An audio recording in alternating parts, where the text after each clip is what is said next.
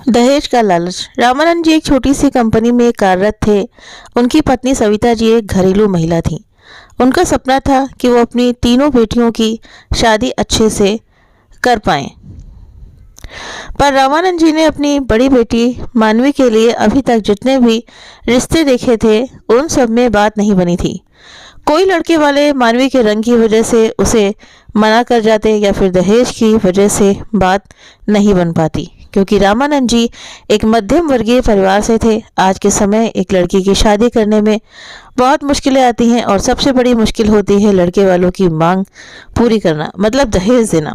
रामानंद जी शुरू से ही ईमानदार और मेहनती इंसान रहे। शुरू से ही अपनी तीनों बेटियों की शादी के लिए थोड़ी थोड़ी जमा पूंजी करके पैसे जमा किए, पर आज उन पैसों से वो लड़के वालों की मांग पूरी नहीं कर पा रहे थे, क्योंकि दहेज के लालची लोगों ने जितना दहेज मांगा था वो बहुत ज्यादा था। आज भी एक लड़के वाले मानवी को देखने आने वाले थे। ये रिश्ता मानवी की चाची ने बताया था। घर के सभी लोग मेहमानों की खातिरदारी की व्यवस्था में लगे हुए थे। तभी घर की डोरबेल बजी। लगता है लड़के वाले आ गए, कहते हुए रामानंद जी ने जाकर दरवाजा खोला तो सामने लड़के वाले खड़े थे। हाथ जोड़ते हुए रामानंद जी ने उन्हें अंदर आने के लिए कहा। सब लोग उनके स्वागत की तैयारी में जुट गए। थोड़ी देर बाद सविता जी अपनी बड़ी बेटी मानवी को लेकर नीचे आ गईं, तो रामानंद जी बोले, ये लीजिए साहब, आ गई हमारी बिटिया मन्नू। वैसे तो इसका नाम मानवी है, पर प्यार से हम इसको मन्नू बुलाते हैं। तो लड़की की माँ और भाभी मानवी से सवाल करने लगी, उसकी पढ़ाई और खाना वगैरह के बारे में पूछने लगी। तभी लड़के के पिता महेश जी ने अपने बेटे मोहित से कहा, बेटा मोहित, तुम देख लो, अगर तुम्हें मानवी पसंद है तो आगे बात बढ़ाते हैं। तो मोहित ने एक नज़र मानवी की तरफ देखा और हाँ में सिर हिला दिया। तभी महेश जी बोले, भाई साहब, हमें तो आपकी बेटी पसंद है, अगर आप एक बार मानवी से पूछ लेते तो अच्छा होता। फिर रामानंद जी सविता जी से इशारे में पूछते हैं, तो सविता जी मानवी से पूछकर उन्हें हाँ बोल दिया, जिसे सुनकर लड़के के पिता महेश जी बहुत खुश हो गए। तभी लड़के की भाभी अपनी सास कावेरी जी के कान में कहने लगी, माँ ये तो सांवली है, पापा ऐसे हाँ कैसे बोल सकते हैं, आप कुछ करिए। तो कावेरी जी बोली, तुम चुप रहो, बहू तुम्हें दिख नहीं रहा, ये सब इसकी सबसे बड़ी बेटी है और पहली शादी है, तो बाप अच्छा ही दहेज देगा, और लड़की भी इतनी बुरी थोड़ी है, रंग ही तो सांवला है। कावेरी जी की बातें सुनकर रवीना चुप हो गई। उसे समझ आ गया कि अब उसकी सास भारी भरकम दहेज की मांग करने वाली है। सबकी हाँ हो जाने के बाद सविता जी मानवी को लेकर ऊपर चली गईं और मोहित को अपने काम से कहीं जाना था तो वो भी वहां से चला गया। तभी रामानंद जी ने महेश जी से कहा, हाँ तो भाई साहब आगे की बात करें। तो महेश जी बोले, हाँ हाँ क्यों नहीं भाई साहब, मैंने तो सोचा है शायद रोका भी आज ही कर लेते हैं। तभी कावेरी जी बीच में ही बोल पड़ी, ऐसे कैसे रोका कर लेंगे, अभी तो कुछ लेन देन की बात तो हुई ही नहीं। फिर रामानंद जी की ओर देखते हुए बोली, देखिए भाई साहब, आपको तो पता ही है कि आजकल अच्छे लड़के मिल नहीं रहे हैं, और मिल भी रहे हैं तो कुछ देना भी पड़ता है। देखिए मेरा बेटा एक तो इंटरनेशनल कंपनी में सीए है और एकदम खरा सोना है, तो उस हिसाब से आपको देना ही पड़ेगा। वैसे तो आजकल सभी अपनी बेटी को अच्छा ही देते हैं, ज़्यादा कुछ नहीं, बस आप 10 लाख की कार और 11 लाख कैश दे दीजिए। वैसे तो ज़्यादा नहीं है, मेरे भाई ने तो अपनी लड़की की शादी में पूरे 50 लाख लगाए हैं, और वैसे भी आपकी लड़की का रंग भी सांवला है, समझ रहे हैं ना आप। कावेरी जी की मांग सुनकर रामानंद जी और सविता जी एक दूसरे की तरफ देखने लगे, बल्कि महेश जी और उनकी बड़ी बहू चुपचाप बैठे रहे, क्योंकि घर में कावेरी जी की ही चलती थी। तभी रामानंद जी ने हाथ जोड़ते हुए कहा, बहन जी हमें थोड़ा वक्त चाहिए। तो कावेरी जी ने कहा, ठीक है भाई साहब, 2 दिन बाद हमें बता दीजिएगा, क्योंकि हमारे लड़के के लिए बहुत रिश्ते आ रहे हैं, क्योंकि अगर आप नहीं तो कोई और सही। इतना कहकर वो सब लोग वहां से चले गए। घर में शांति छा गई। रामानंद जी चुपचाप अपनी कुर्सी पर बैठ गए। तभी मानवी की चाची ने कहा, देखिए भाई साहब, अगर अच्छा लड़का देखेंगे तो दहेज देना ही पड़ेगा, और लड़के में कमी क्या है, अच्छा खासा कमाता है, अच्छी खासी नौकरी है, अच्छा घर है, ऐसे रिश्ते बार बार नहीं आते। और वैसे भी हमारी मानवी सांवली है, फिर भी वे लोग शादी करना चाहते हैं। मैं तो बस इतना कहूँगी कि शायद आपको ऐसा रिश्ता ना मिले। एक बार सोच लीजिए। अब मैं चलती हूँ, बच्चों के स्कूल से आने का टाइम हो गया है, उनके लिए खाना भी बनाना है। कविता की बातें सुनकर रामानंद जी गहरी चिंता में डूब गए। तभी पीछे से सविता जी ने उनके कंधे पर हाथ रखते हुए कहा, सुनिए जी, चिंता मत करिए, भोलेनाथ की कृपा से सब अच्छा होगा। तो रामानंद जी बोले, कैसे चिंता ना करे सविता, एक तरफ से देखें तो कविता की बात भी सही है। बहुत से रिश्ते देख लिए, पर सब जगह से पैसों के लिए ही बात बिगड़ जाती है, लोग तरह तरह की बातें करते हैं। तो सविता जी बोली, क्यों ना हम वो लखनऊ वाली ज़मीन बेच दें, ज़्यादा नहीं तो 20 लाख का इंतजाम तो उससे हो ही जाएगा, और कुछ हमने जमा कर रखा है, हमारी मानिए तो हाँ कर दीजिए। तो रामानंद जी बोले, अगर लखनऊ वाली जमीन बेचेंगे तो हमारे पास बस ये घर रह जाएगा और कुछ सालों बाद सीमा और रचना की भी शादी करनी है, तो फिर उनकी शादी कहाँ से करेंगे। तो सविता जी बोली, अरे उनकी शादी जब करेंगे तब देखा जाएगा, पर अभी हमें मानवी के बारे में सोचना है। मानवी की चाची ने सही कहा, लड़का एकदम सही है, घर भी सही है, ऐसा रिश्ता बार बार नहीं मिलता जी, इसलिए आप ये रिश्ता पक्का कर दें। सविता की बात सुनकर रामानंद जी बोले, चलो अगर हमने शादी के लिए हाँ भी कर दी तो तुम्हें क्या लगता है हमारी मन्नू मान जाएगी? अरे जब उसे पता चलेगा कि हमने उसकी शादी के लिए लखनऊ वाली ज़मीन बेच दी है तो वो कभी शादी नहीं करेगी। अरे तो हम उसको बताएंगे नहीं, ना ही हमने ज़मीन बेच दी है। सविता जी ने कहा तो रामानंद जी बोले, चलो अगर तुम अभी नहीं बताती हो और उसकी शादी भी कर देती हो और उसे बाद में पता चला तो फिर तो वो कभी खुश नहीं रह पाएगी। वो हमेशा यही सोचती रहेगी कि हमने उसके लिए ज़मीन भी बेच दी और कर्जा भी कर लिया। तो सविता जी बोली, शादी हो जाने के बाद हम मन्नू को समझा देंगे, पर आप सोचिए अगर मन्नू की शादी उस घर में हो गई तो कितनी सुख पाएगी। तो रामानंद जी बोले, ये बात तो सही है तुम्हारी, तो हम उन लोगों को हाँ कर देते हैं, तुम कविता को फ़ोन करके हाँ बोल दो, वे लड़के वालों से बात कर लेगी। तो सविता जी ने जल्दी से अपनी देवरानी कविता के पास फ़ोन किया कि मानवी के पापा इस रिश्ते के लिए मान गए हैं, तो तुम भी उन लोगों से बात करके उनको हाँ बोल दो। अब दोनों परिवार शादी के लिए राजी हो गए। कुछ दिन बाद सगाई हो गई और 1 महीने बाद का शादी का मुहूर्त निकला, पर इस बीच मानवी और मोहित को दहेज के बारे में कुछ पता नहीं चला। दोनों घरों में बहुत धूमधाम से शादी की तैयारियां शुरू हो गईं। शादी वाले दिन वेडिंग प्लेस को देखकर रामानंद जी की आंखों में नमी आ गई, तो सविता जी भी आंखों में नमी लिए हुए मुस्कुराकर बोली, क्यों जी इतना जल्दी रोने लग गए? अभी तो बिटिया का कन्यादान करना है, उसे विदा करना है, अभी से हिम्मत हार जाएंगे तो आगे क्या करेंगे? संभालना होगा अपने आप को। और ये तो आज खुशी का दिन है कि आज हमारी बिटिया दुल्हन बनने वाली है। रामानंद जी बोले, सही कहा आपने सविता, पर क्या करें, बेटी के पिता है ना। आज ये सब देखकर ऐसा लग रहा है जैसे ये सब हमें चिढ़ा रहे हो कि आज हमारी बिटिया पराई हो जाएगी। देखो ना अभी कितनी छोटी सी थी हमारी मन्नू, हमारी गोद में बैठकर जिद क्या करती थी, और आज इतनी बड़ी हो गई कि उसकी शादी है और वो हमें छोड़कर चली जाएगी। तो सविता जी बोली, ये तो सही कहा आपने, बच्चे कब बड़े हो जाएं पता ही नहीं चलता, और खासकर बेटियां जो दिल का टुकड़ा होती हैं। पर ये तो विधि का विधान है ना जी, सबको एक न एक दिन अपने घर जाना ही पड़ता है। हमें खुश होना चाहिए कि मन्नू आज अपनी ज़िंदगी की नई शुरुआत करने वाली है, एक नई ज़िंदगी में कदम रखने वाली है। अब आप दुखी मत होइए, चलिए तैयारियां देखिए। समझी जी आने वाले हैं, क्या सोचेंगे कि बिटिया के रोने से पहले पिता ही रोने लगे। तो रामानंद जी अपने आंसू साफ करते हुए वहां से चले गए। लेकिन जब शाम को मानवी तैयार होकर आई तो रामानंद जी अपनी छोटी सी परी को लाल रंग के जोड़े में देखते ही अपनी भावनाओं पर काबू नहीं कर पाए और उनकी आंखों में आंसू छलक आए। पापा की आंखों में आंसू देखकर मानवी की भी आंखें नम हो गईं। पापा बेटी को ऐसी दुखी होते देखकर सविता जी के भी आंखें नम हो आईं और बोली, क्या जी आपने हमारी बिटिया को रुला दिया। मन्नू रोते नहीं बेटा, अभी शादी है ना, देखो सारा मेकअप खराब हो जाएगा।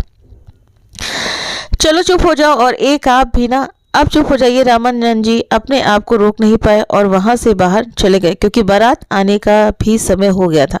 थोड़ी देर में बारात भी आ गई और खूब धामधाम से वेडिंग प्लेस तक पहुंच गई। सब लोगों ने बारात का खूब आदर सम्मान किया। तभी लड़के की माँ कावेरी जी रामानंद जी के पास आई और बोली, भाई साहब आपको याद है ना, हमने क्या कहा था कि पहले पैसे हमारे पास आ जाएंगे फिर ही शादी की रस्में शुरू होंगी। तो रामानंद जी बोले, जी बहन जी हमें याद है, सविता जी जाइए और अलमारी से पैसे निकाल लाइए। जी हम अभी लेकर आए। सविता जी अपने रूम में जाकर अलमारी खोलने लगी, लेकिन जैसे ही उसने अपनी अलमारी खोली तो हैरान रह गई, क्योंकि उसमें से पैसे गायब थे। हे भोलेनाथ, हमने तो वो पैसे यहीं रखे थे, कहाँ गए पैसे? अब क्या होगा? हम क्या जवाब देंगे इनके पिता को अगर पैसे नहीं मिले? तो मन्नू की शादी भी नहीं होगी। पर नहीं, ये नहीं हो सकता, हमें कुछ करना पड़ेगा। ऐसा करते हैं, पहले मानवी के पापा को अकेले में बुलाकर सब कुछ बता देती हूँ, क्या पता पैसे उन्होंने कहीं निकाल कर रख दी हों। परेशान होकर सविता जी रूम से बाहर आ ही रही थी कि तभी रामानंद जी वहां आ गए और कहने लगे, सविता तुम्हें कितनी देर हो गई, तुम अभी तक पैसे क्यों नहीं लेकर आई? वहाँ समधी जी और समधन जी क्या सोच रहे होंगे, हमने तुम्हें पैसे लेने के लिए भेजा था, ऐसे पैसे कहाँ गए? पता है ना टाइम नहीं है, वरमाला का समय हो रहा है। तो सविता जी दुखी स्वर में बोली, ए जी वो पैसे नहीं मिल रहे, पता नहीं कहाँ गए। हमने पूरी अलमारी छान मारी लेकिन पैसे कहीं भी नहीं मिले। सविता जी की बात सुनकर रामानंद जी परेशान भाव से बोले, क्या पैसे नहीं मिले? मैंने तो आपको ही रखने के लिए दिए थे, फिर कहाँ गए, अलमारी में होंगे, चलो हम फिर से चेक करते हैं। सविता जी और रामानंद जी दोनों मिलकर पैसे ढूंढने लगे पर उन्हें पैसे नहीं मिले, जिसके कारण रामानंद जी और सविता जी बहुत परेशान हो गए। हे महादेव, अब क्या होगा, पैसे कहाँ गए, अब तो हमारे पास पैसे भी नहीं है, अब हम समधन जी को क्या जवाब देंगे। उन्होंने तो कहा था पैसे आने के बाद ही वो शादी की रस्म पूरी करने देंगी।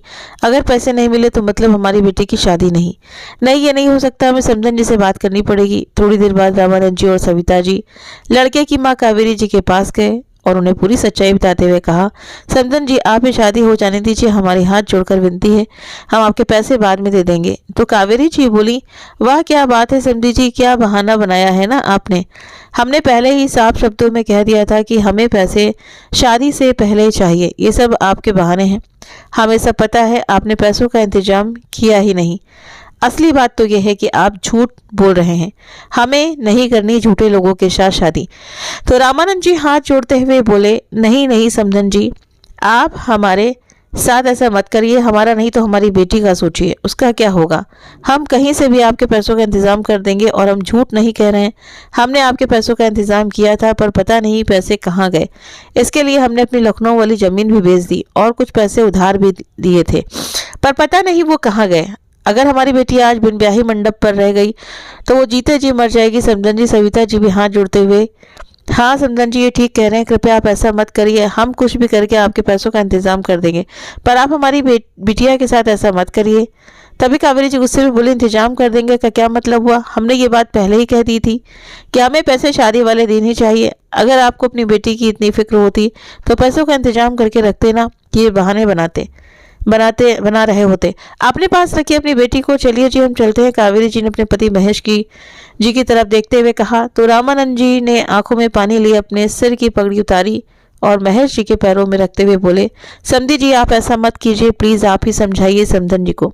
तो महेश जी बोले, कावेरी जब ये कह रहे हैं कि पैसों का इंतजाम बाद में कर देंगे तो शादी हो जाने दो ना, उन्होंने इतना तो दे ही दिया है ना। तो कावेरी जी बोली, हाँ ठीक है, हम आपकी बेटी को हमारे घर की बहू बनाने के लिए तैयार हैं, लेकिन एक शर्त पर, अगर आप ये शर्त पूरी कर देते हैं तो हमें कोई आपत्ति नहीं है इस शादी से। तो रामानंद जी खड़े होकर बोले, हाँ ठीक है समधन जी, आप जो कहेंगे मैं मंजूर है, बस ये शादी हो जाने दो। तो कावेरी जी बोली, हाँ ठीक है, फिर हमारी शर्त ये है कि आप जिस घर में रहते हैं उस घर के कागज हमें दे दीजिए। हम ये नहीं कह रहे कि आप ये घर हमें दे दें, बस हम ये कह रहे हैं कि जब तक आप हमें पैसे नहीं दे देते तब तक वो मकान के कागज हमारे पास रहेंगे। जब आप हमें हमारी रकम दे देंगे तो आप कागज ले जा सकते हैं।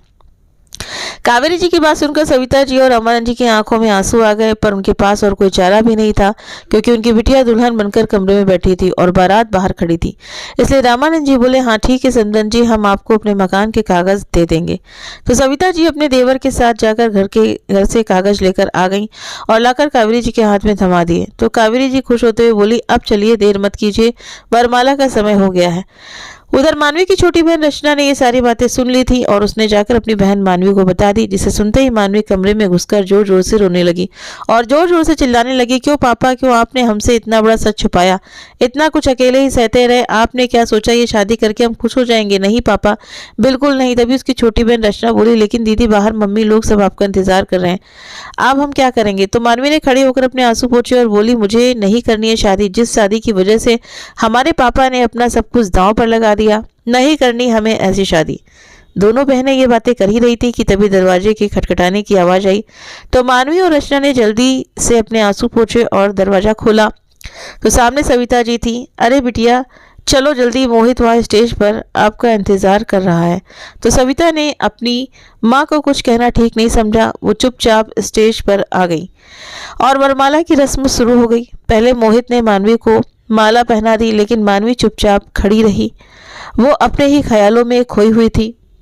तो सविता जी ने पास आकर कहा, मन्नू बेटा क्या हुआ, माला डालो, मोहित कब से तुम्हारा इंतजार कर रहा है। तभी मानवी ने माला डालने के लिए अपने हाथ आगे बढ़ाए, लेकिन बीच में ही रुक गई और स्टेज से नीचे उतरकर अपने पापा के सामने जाकर खड़ी हो गई। तो सब उसको देखकर हैरान हो गए। तभी रामानंद जी बोले, मन्नू बेटा क्या हुआ, हमें पता है तुम्हें बुरा लग रहा है, पर पहले जाओ रस्म पूरी करो। तभी मानवी अपनी आंखों में आंसू लिए बोली, नहीं पापा, हम ये शादी नहीं कर सकते। मानवी की बात सुनकर सब सदमे में आ गए। सविता जी फटाफट से स्टेज से नीचे उतरी और मानवी का हाथ पकड़कर उसे अपनी तरफ घुमाते हुए बोली, शादी नहीं करनी मतलब ये क्या तुम बोल रही हो। बेटा चलो रस्म पूरी करो। तभी कावेरी जी की आवाज आई, ये क्या ड्रामा लगा रखा है, शादी नहीं करनी। अगर शादी नहीं करनी थी तो हाँ ही क्यों कि पहले ही मना कर देती, इस तरह हमारी बदनामी तो नहीं करती। मोहित जो कब से मानवी की हरकतों को चुपचाप देख रहा था, अब उसका सब्र टूट गया। वो गुस्से से स्टेज से नीचे उतरा और मानवी से बोला, ये क्या तमाशा लगा रखा है आपने। अगर आपको शादी नहीं करनी थी तो बता देती, ये ड्रामा करने की क्या जरूरत थी। मानवी जो कब से मोहित की बातें सुन रही थी, उसने मोहित से कहा, हमें नहीं पता था मोहित कि आपके माँ बाप आपको बेचने के लिए आए हैं, ना कि शादी करने के लिए। मानवी की बातें सुनकर मोहित ने गुस्से में कहा, बस मानवी बहुत हो गया, अब और एक शब्द नहीं। आपको पता भी है आप क्या बोल रही हैं। तो मानवी बीच में ही बोली, हाँ मुझे पता है कि मैं क्या बोल रही हूँ, पर शायद आपको नहीं पता। अपने माँ बाप की करतूतें या फिर सब कुछ पता होते हुए भी आप मासूम बनने की कोशिश कर रहे हैं। तुम कहना क्या चाह रही हो हमें कुछ समझ नहीं आ रहा, और अब दोबारा अगर तुमने मेरे माँ बाप के खिलाफ कुछ भी बोला तो मुझसे बुरा कोई नहीं होगा। तभी रामानंद जी बोले, मन्नू ये सब क्या है और क्या तुम बोल रही हो। हमारे संस्कार तो ऐसे नहीं थे कि बड़ों से ऐसे बात करो। आज हमारा मान सम्मान तुम्हारे लिए कुछ भी नहीं है। अगर तुम्हें हमारे मान सम्मान की थोड़ी भी चिंता है तो चुपचाप ऊपर जाओ और शांति से शादी करो। रामानंद जी ने मानवी को समझाते हुए कहा और मोहित के आगे हाथ जोड़ते हुए बोले, हमें माफ करना बेटा, पता नहीं क्या हो गया इसे, इसकी तरफ से हम आपसे माफी मांगते हैं। फिर कावेरी जी की तरफ हाथ जोड़ते हुए बोले, माफ कीजिएगा समधन जी। तभी कावेरी जी बोली, अब आप चाहे माफी मांगे या पैर पड़े, पर अब हम ये शादी नहीं करेंगे। लड़की शादी से पहले ही ऐसी है तो बाद में क्या करेगी। वो तो अच्छा है कि आज हमें इसकी असलियत पता चल गई, नहीं तो पता नहीं हमारे बेटे का क्या होता। इतनी बेशरम और बेहुदा लड़की है आपकी, एक तो सांवली, ऊपर से इतने नखरे। अरे शुक्र मनाओ तुम कि तुम्हारी शादी हमारे बेटे से हो रही है, नहीं तो तुम जैसी काली कलूटी को तो कोई अपनाए भी ना। तभी मानवी ने चिल्लाते हुए कहा, क्या कहा आंटी जी आपने कि बेशरम और बेहुदा लड़की है। हम तो आप जैसे लालची लोगों को क्या कहेंगे। लोग और क्या कहा आपने, हम सांवले हैं तो हमसे शादी नहीं करेगा। आप हम पर एहसान कर रही हैं। शादी करके तो मेरी बात कान खोलकर सुन लीजिए, नहीं करनी हमें ये शादी जिसकी वजह से मेरे पापा को अपना मान सम्मान खोना पड़े। हमारा रंग भले ही सांवला है पर आपकी तरह काले दिल के नहीं है। अरे शर्म आनी चाहिए आपको, एक बाप की मजबूरी का खूब फायदा उठाया आपने। अरे खुद औरत होते हुए दूसरे की बेटी के बारे में नहीं सोचा। मानव की बातें सुनकर कावेरी जी एकदम से चुप हो गई। तभी मोहित कावेरी जी के पास आया और बोला, माँ आप चुप कैसे हैं, कुछ बोलती क्यों नहीं, ये क्या बोल रही है मानवी। अरे ये क्या बताएगी आपको, मैं आपको बताती हूँ कि आपकी माँ मुझ पर तरस खाकर मेरी शादी आपसे करा रही थी। कितने बड़े दिल की है ना आपकी माँ, पर ये सब तो बस एक ड्रामा था। अरे ये तो किसी भी गरीब की बेटी से शादी नहीं करना चाहती थी, बल्कि उसकी मजबूरी का फायदा उठाकर उससे अच्छी खासी रकम हासिल करना चाहती थी। दहेज मांगा था आपकी माँ ने, जिसकी वजह से मेरे पिता ने अपनी प्रॉपर्टी बेच दी। मानवी की बातें सुनकर सबके चेहरे के भाव बदल गए। शादी में आए लोग आपस में बातें करने लगे और कहने लगे, अरे दहेज मांगा तो कौन सी गलती कर दी, आजकल तो सभी देते हैं, खाली तुमसे ही थोड़ी इकलौता मांगा था। अरे अगर दे ही नहीं सकते थे और औकात नहीं थी तो इतने बड़े घर में रिश्ता देखा ही क्यों, फिर अपनी औकात में रहकर देखना था ना। ये तो वही बात हो गई कि भाई चादर छोटी सी और पैर दूर तक फैलाने हैं, तो ऐसा तो नहीं हो सकता ना। तभी दूसरी औरत बोली, हाँ हाँ बहन जी सही कहा आपने, ये तो समाज का ही नियम है न दहेज देना, तो इन्होंने कौन सा पाप किया। ये लड़की तो बस बिना बात का तमाशा बना रही है। ये तो बस एक रिवाज है जो हर किसी को निभाना पड़ता है और सालों से लोग निभा भी रहे हैं। तभी मानवी जो कब से दूसरों की बातें सुन रही थी अपने कानों पर हाथ रखकर जोर से चिल्लाई, बस बस बहुत बोल लिया आप लोगों ने, अब एक शब्द और नहीं। और क्या कहा आप लोगों ने कि क्या गलत किया, इन्होंने दहेज मांगकर, इन्होंने कोई गलती नहीं की। सही कहा आप लोगों ने, गलती इन लोगों की नहीं बल्कि गलती तो मेरे पापा की है कि वो एक बेटी के बाप हैं और जो आपके समाज का हिस्सा है। अरे शर्म आनी चाहिए आप लोगों को, आप जैसे लोगों की वजह से ही ये समाज बदनाम है। और क्या बोल रहे हो आप लोग कि दहेज लेना रिवाज है। अरे रिवाज नहीं है, दहेज हर बाप की मजबूरी है। एक बाप अपनी बेटी को बचपन से पालता है, उसे पढ़ाता है, लिखाता है, उसकी हर छोटी से बड़ी जिद पूरी करता है। बेटी अपने बाप के दिल का टुकड़ा होती है और वो उस टुकड़े को एक दिन किसी और के हवाले करता है। पर आप जैसे लोग ये नहीं पूछते कि उस पिता पर क्या गुजरी होगी जब उसने अपने दिल का टुकड़ा किसी और को सौंप दिया। बस आप लोगों को तो ये पड़ी रहती है कि क्या मिल गया क्या नहीं। उस शादी में ये खाना अच्छा नहीं था, उसमें ये अच्छा नहीं था। जब हमारे जैसे घरों में बेटियां पैदा होती हैं ना, तो माँ बाप को उसी दिन से चिंता लग जाती है कि बेटी की शादी के लिए जोड़ना पड़ेगा, और वो एक एक पाई करके जोड़ते हैं। फिर भी आप लोग एक मिनट नहीं लगाते उसकी बदनामी करने में। कि ये अच्छा नहीं था, ये नहीं दिया। आप लोगों को पता है कि बेटियां बाप पर बोझ नहीं होती, या फिर लोग बेटियों से इसलिए नहीं डरते कि उन्हें अलग करना पड़ेगा। आप जैसे लोगों की वजह से बेटियों को जन्म देने से डरते हैं कि उन्हें आप जैसे लालची लोगों को दहेज देना पड़ेगा, जो शायद उनकी औकात में नहीं होगा। और क्या कहा था आपने आंटी जी, मेरा बेटा पढ़ा लिखा है तो हमें दहेज देना पड़ेगा। तो क्या आपने अपने बेटे को इसलिए पढ़ाया लिखाया था ताकि बाद में आप उसकी कीमत लगा सकें? फिर एक नज़र सब लोगों की ओर देखते हुए बोली, और क्या कहा आप सबने कि रिवाज है, ये तो सबको निभाना पड़ता है। अगर रिवाज देखा जाए ना तो हर बाप अपनी बेटी को खाली हाथ विदा नहीं करता, पर आप जैसे लोगों ने और इस समाज ने शादी जैसे पवित्र बंधन को एक सौदे का बंधन बनाकर छोड़ दिया है। अरे आप एक औरत होकर दूसरी औरत के साथ ऐसा करती हैं, इसलिए तो आज भी हमारे समाज में दहेज जैसी प्रथा अपनी जड़ें फैला रही हैं। क्योंकि आप लोगों की सोच क्या है कि बेटी को मत पढ़ाओ, क्योंकि अगर वो पढ़ जाएगी तो उसे सही गलत का मतलब समझ आ जाएगा, और नहीं पढ़ेगी तो आपकी तरह ही छोटे विचारों की होगी। और फिर न जाने कितने ही पिताओं को अपनी बेटी की शादी के लिए अपने घर बेचने पड़ेंगे, और फिर आप लोग कहते हो कि ये रिवाज है। अरे रिवाज नहीं, ये फांसी का फंदा है। न जाने इसने कितने ही घरों को तबाह कर दिया और कितनी ही लड़कियों को निगल गया है। लड़की चाहे कितनी भी पढ़ी लिखी या फिर संस्कारी क्यों ना हो, इस पर दहेज के आगे उसके सारे संस्कार और उसकी पढ़ाई छोटी पड़ जाती है। क्योंकि उससे ये नहीं पूछा जाता कि कितनी पढ़ी है या फिर कितने संस्कार हैं, उसे तो बस ये पूछा जाता है कि मायके से कितना मिला और कितना कैश लेकर आई। अरे इस बार मायके गई थी तो क्या दिया मायके वालों ने? अरे औरत तो भगवान का दिया गया एक मूल्य उपहार है जो संसार को चलाती है, और औरत का तो गहना ही उसकी सहजता और सरलता होती है जो एक घर को बांधे रखती है। फिर भी उसका दाम लगाया जाता है। अरे बेटी तो दो घरों को जोड़ती हैं, जिस घर में जन्म लेती है हंसते खेलते, जहाँ उसका बचपन बीतता है, उसे छोड़कर एक अनजान जगह जाती है, अनजान लोगों के बीच, फिर उस घर को संभालती है, परिवार का वंश आगे बढ़ाती है। और आप लोगों को पता है, अगर हमारे घर में एक निर्जीव चीज से भी लगा हो जाए तो उसे निकाल पाना बहुत मुश्किल होता है। पर सोचिए, हम तो जीवित बेटियां होती हैं जिन्हें हमारे माँ बाप हमें बचपन से पालते हैं, हमें पढ़ाते हैं, फिर एक दिन हमें किसी गैर के हाथों में दे देते हैं। तो सोचिए उन पर क्या बीतती होगी। फिर मानवी अपनी आंखों में आंसू लिए रामानंद जी के पास गई और बोली, क्यों पापा, आपने मुझे क्यों नहीं बताया? हम खुश रहते हैं क्या? आपके मान सम्मान को दांव पर लगाकर, अपना घर दांव पर लगाकर, और आपको कर्ज के नीचे दबाकर नहीं रहते हम खुश पापा। रोते हुए मानवी अपने पापा के गले से लग गई तो रामानंद जी की आंखों में भी आंसू आ गए। मेरा बच्चा, तेरी कोई गलती नहीं है।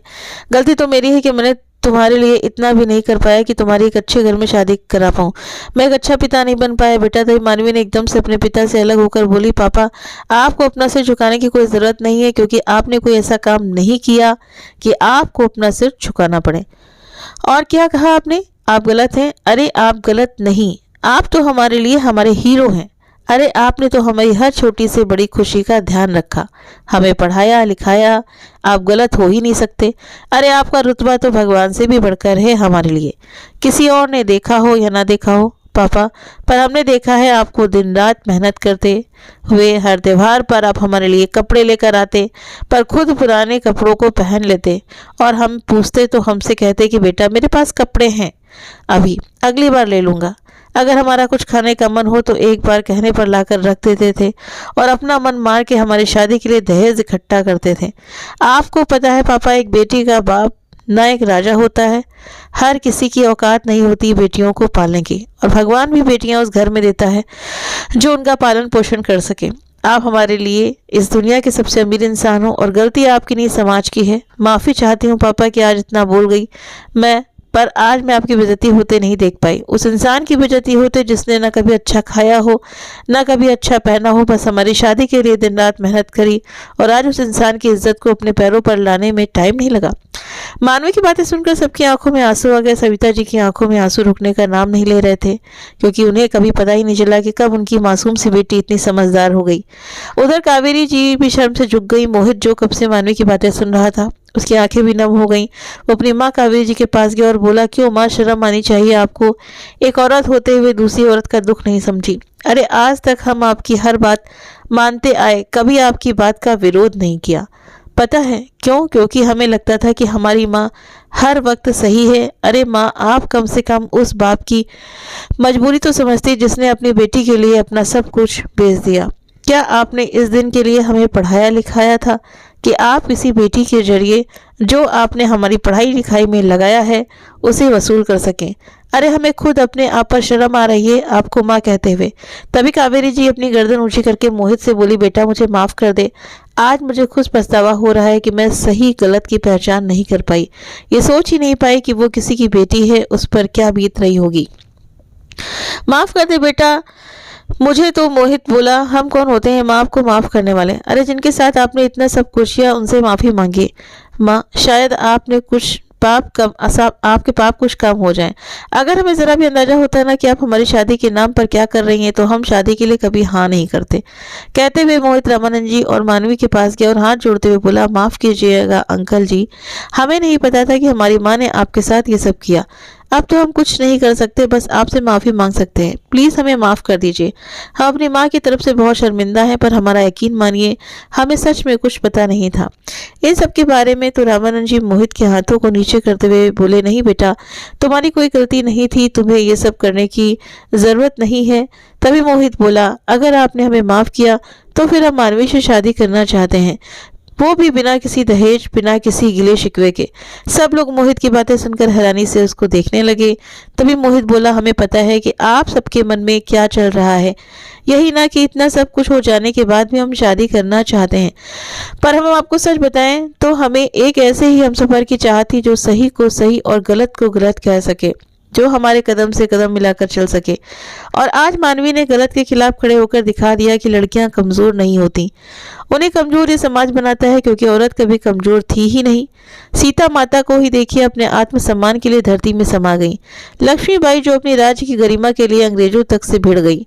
अरे मानवी ने ये सब करके दिखा दिया कि औरतें आज भी कमज़ोर नहीं हैं, पर इस समाज की वजह से उन्हें हर बार अपने आप को साबित करना पड़ता है। मानवी ने अपने परिवार के लिए और अपने लिए खड़े होकर कोई गलत काम नहीं किया। हमें तो गर्व होगा ऐसी लड़की को अपनी पत्नी कहते हुए। मोहित की बातें सुनकर मानवी का दिमाग बिल्कुल रुक गया। उसे कुछ समझ नहीं आ रहा था, क्योंकि उसको लग रहा था कि इतना सब कुछ हो जाने के बाद शायद ही उसे कोई अपनाए, क्योंकि हमारा समाज ही कुछ ऐसा है जिसने हमारी मानसिकता को एक सीमा तक बांध दिया है कि हम ये करेंगे तो वो क्या कहेंगे। बस यहाँ तक कि हमारी सोच सीमित रह गई। मानवी एक नज़र मोहित को देखते हुए अपना सिर ऊपर उठाकर एक नज़र रामानंद जी की तरफ देखा, तो रामानंद जी ने अपना सिर हाँ में हिला दिया। तो मानवी ने भी खुश होकर मोहित को हाँ बोल दिया और हाथ जोड़ते हुए कहने लगी, मुझे भी माफ़ कर दीजिए, मैंने आपके परिवार के बारे में इतना कुछ बोल दिया, पर हम भी क्या करते, अपने पापा की बेइज्जती नहीं देख सकते थे ना। तो मोहित बोला, मानवी आपने कुछ गलत नहीं किया, सिर्फ आपने गलत को गलत और सही को सही कहा है। जो अब तक कावेरी जी शर्मिंदगी से अपना सिर नीचे झुकाए खड़ी थी, वो मानवी के पास आकर बोली, किस मुंह से तुमसे माफ़ी मांगू बेटा, मुझे समझ नहीं आ रहा कितना गलत किया मैंने तुम्हारे साथ, पर फिर भी तुमने हमारे बारे में सोचा।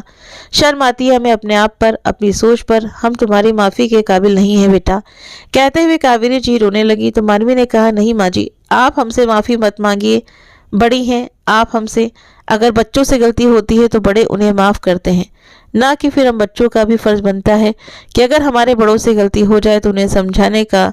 आप माफ़ी मत मांगिए। हम चाहते हैं कि हम अपनी ज़िंदगी की नई शुरुआत सबके साथ करें। हम सबके दिल से गिले शिकवे दूर करना चाहते हैं। तो क्या आप हमें माफ़ करेंगी माँ? माँ जी। मानवी की बातें सुनकर कावेरी जी ने उसे अपने गले से लगा लिया और बोली, हम तो धन्य हो गए बेटा, तुम्हारी जैसी बहू पाकर। आज से तुम हमारी बहू नहीं बेटी हो। तभी पीछे से महेश जी की आवाज़ आई, अरे बहू या बेटी तो तब बनाओगी जब शादी होने दोगी। अभी शादी का मुहूर्त निकला जा रहा है और आप इसे छोड़ ही नहीं रही हो। तो सब लोग खिलखिलाकर हंसने लगे। इधर रामानंद जी और सविता जी भी खुशी से फूली नहीं समा रही थे। आज उन्हें अपनी बेटी पर बहुत गर्व महसूस हो रहा था।